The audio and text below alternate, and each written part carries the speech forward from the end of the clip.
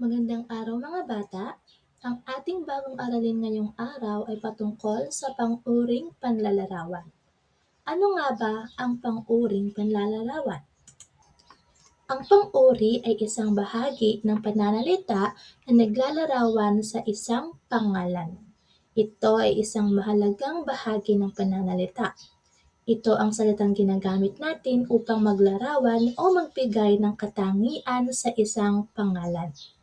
Sa pamamagitan ng pang-uri, mas nagiging malinaw at tiyak ang ating paglalarawan sa isang tao, hayop, bagay, lugar o maging sa mga pangyayari. Ngayon, tignan natin ang isang halimbawa. Ang pangungusap ay si Ana ay isang magandang bata. Sa pangungusap na ito, ang salitang bata ang pangalan dahil ito ang tinutukoy o pinag-uusapan. Samantala, ang salitang maganda ang pang-uri dahil ito ang naglalarawan sa pangalang bata. Ipinapakita nito ang katangian ni Ana. Dahil sa pang-uri, mas nagiging malinaw ang ating paglalarawan sa taong tinutukoy. Kung aalisin natin ng salitang maganda or ang pang-uring maganda, magiging si Ana ay isang bata. Tama pa rin ang pangungusap, ngunit hindi na ito na ipapakita ang katangian ni Ana. Kaya mahalaga ang pang-uri dahil nagbibigay ito ng mas malinaw at mas detalyadong paglalarawan sa isang pangalan. Dumako naman tayo sa isa pang halimbawa ng pangungusap na may pang-uri. Ang pangungusap ay mabango ang bulaklak na ito. Sa pangungusap na ito, ang bulaklak ang pangalan dahil ito ang bagay na tinutukoy. Ang salitang mabango naman ang pang-uri dahil ito ang naglalarawan sa bulaklak. Ipinapakita nito ang katangian ng bulaklak, partikular ang amoy nito. Dahil ginamitan natin ng pang-uri ang pangalan, mas naiisip at mas nauunawaan natin kung anong uri ng bulaklak ang tinutukoy sa pangungusap.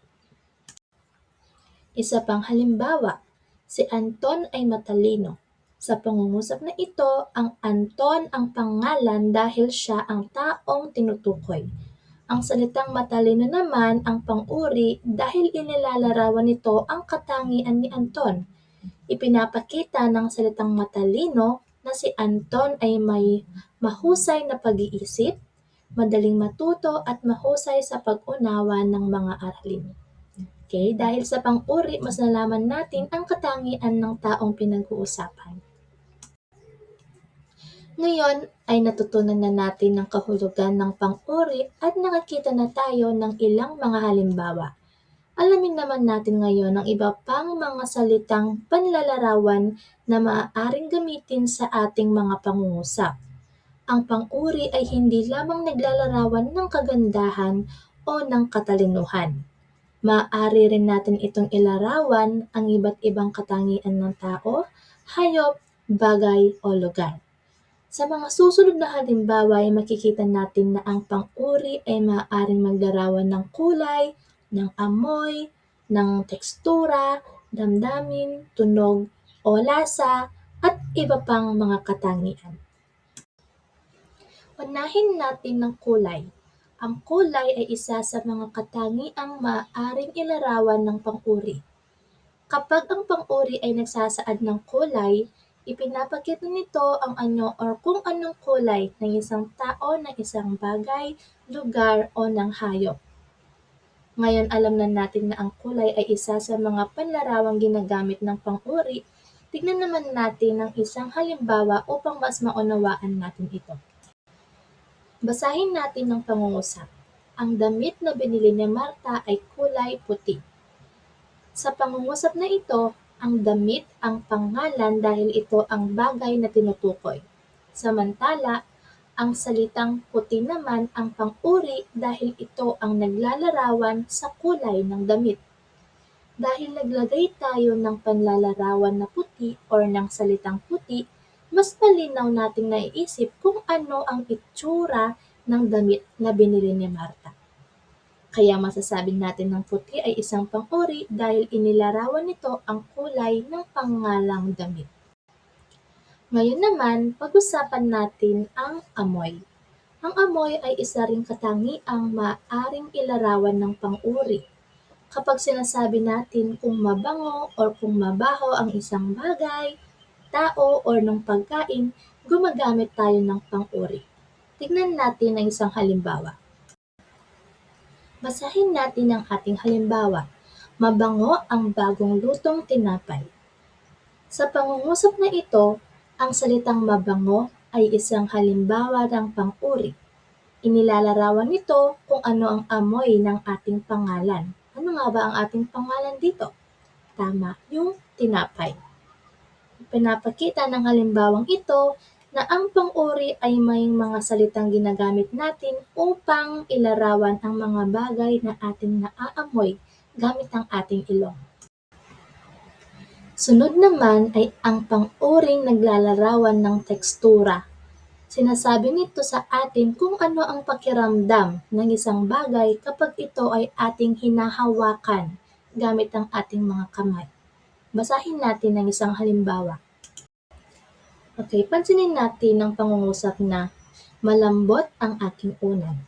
Dito, ang pangalan or ang pinag-uusapan ay ang bagay na unan. Ang salitang malambot naman ay isang halimbawa ng pang-uri dahil inilalarawan nito kung ano ang tekstura o yung pakiramdam ng unan. Pinapakita lang ng halimbawang ito na ginagamit natin ang pang-uri para ilarawan ng mga bagay na nararamdaman natin kapag hinahawakan natin ang mga ito.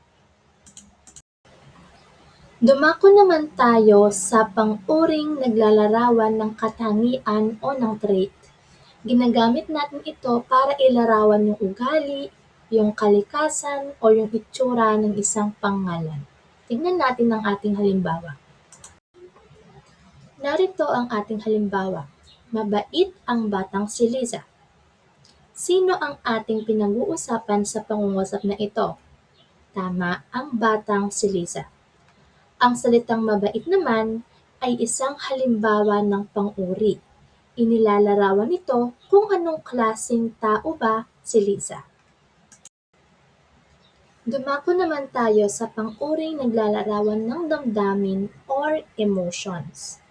Ginagamit natin ang mga salitang ito para tukuyin kung ano ang nararamdaman ng isang tao sa loob. Tingnan natin ang ating halimbawa. Okay, basahin natin ang ating halimbawa. Sabik ang mga mag-aaral sa bakasyon. Sa pangungusap na ito, inilalarawan natin ang kasalukuyang nararamdaman ng mga mag-aaral patungkol sa paparating na bakasyon. Ang salitang ginamit natin para ipakita ang emosyong iyon ay sabik. Ito ay isang magandang halimbawa ng pang-uring naglalarawan ng damdamin. Pansinin na ang pagiging sabik ay hindi natin nakikita, hindi natin naaamoy, and hindi natin nahahawakan. Pero malinaw natin itong nararamdaman sa ating mga sarili. Kapag malapit na ang bakasyon, hindi ba't lahat kayo ay nagiging masaya or excited? Ang pakiramdam na iyon ang eksaktong tinutukoy natin sa pang-uri dito.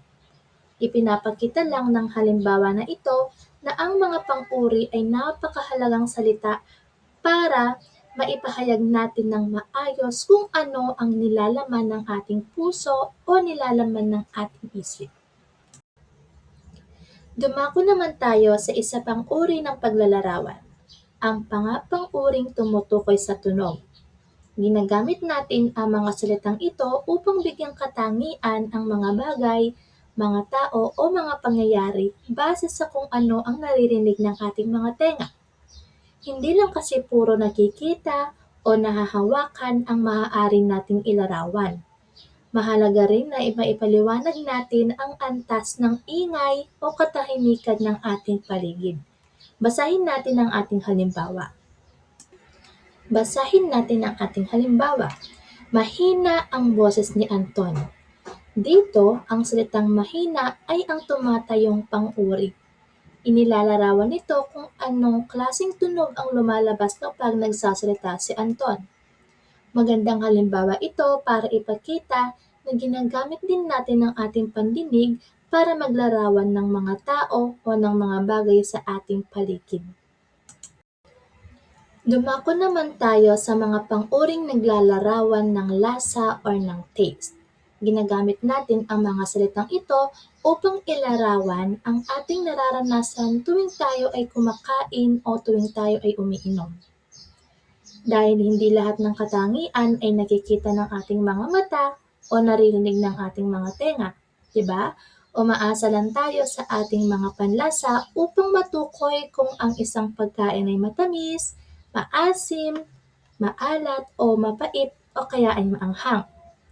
Napakahalaga ng mga salitang ito dahil tinutulungan tayo nitong maipaliwanag ng eksakto sa ibang tao kung ano ang timpla, sarap o mismong kalidad ng pagkaing ating tinitikman. Halimbawa, malinamnam ang nilutong adobo ni nanay. Sa halimbawang ito, ang salitang malinamnam ay ang ating pang-uri. Ginagamit natin ang salitang ito upang ilarawan kung ano ang tiyak na lasa ng ulam na adobo. Ipinapakita nito na sa pamamagitan ng mga pang-uri, nagagawa nating ibahagi sa iba ang ating mismong karanasan sa pagtikim ng isang pagkain. Di ba? Kaya kahit hindi nila natikman yung lutong adobo ni nanay, or kahit hindi nila nasubukan yung isang pagkain, nagkakaroon sila ng malinaw na ideya na ito ay masarap at malasa dahil sa angkop na salitang ating ginamit. Ngayon naman, pag-usapan natin ang mga pang-uring naglalarawan ng sukat. Ginagamit natin ang mga salitang ito kapag gusto nating tukuyin yung laki, yung liit, yung haba, o maging yung bigat ng isang pangalan. Madalas natin kailangan ang mga salitang ito upang magbigay ng malinaw na ideya sa kung gaano kalaki ang espasyong sinasakop ng ating inilalarawan. Basahin natin ang ating halimbawa.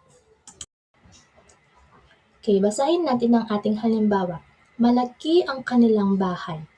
Sa pangungusap na ito, ang salitang malaki ang ginamit natin bilang pang-uri. Direkta nitong inilalarawan kung ano ang sukat o pisikal ng katangian ng bahay na tinutukoy. Sa pamamagitan ng paggamit ng salitang ito, itong malaki, agad na nabubuo sa ating isipan na ang espasyong sinasakop ng bahay ay malawak. Ngayon ay dumako naman tayo sa isa pang mahalagang kategorya ng paglalarawan, ang mga pang-uring tumutukoy sa hugis or shape. Ginagamit natin ang mga salitang ito upang ilarawan ang mismong pisikal na porma, kurba, or maging yung panlabas na anyo ng isang bagay. Tignan natin ang ating halimbawa. Basahin natin ang ating pangungusap. Ang kanyang bola ay hugis bilog. Sa pangungusap na ito, ang salitang bilog ay ang tumatayong pang-uri. Direktang inilalarawan nito kung ano ang mismong porma o pisikal na anyo ng bola. Sa pamamagitan ng paggamit ng salitang ito, nagiging malinaw agad sa ating isipan ang eksaktong hitsura ng bagay na pinag-uusapan.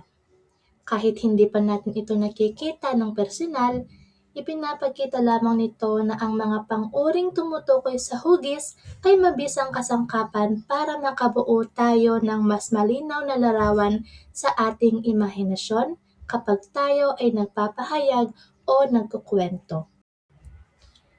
Para sa ating huling kategorya, pag-usapan natin ang mga pang-uring naglalarawan ng anyo o ng appearance. Ginagamit natin ang mga salitang ito upang tukuyin ang panlabas na itsura ng isang pangalan. Tignan natin ang ating halimbawa. Basahin natin ang ating huling halimbawa. Marumi na ang aking suot na sapatos dulot ng ulan. Sa sitwasyong ito, ang salitang marumi ay ang ating pang-uri. Direktang inilalarawan nito ang kasalukuyang anyo o pisikal na kalagayan ng sapatos. Sa pamamagitan ng paggamit ng salitang ito, madali nating naipaparating sa ating kausap kung ano ang eksaktong itsura ng bagay na ating sinusuot.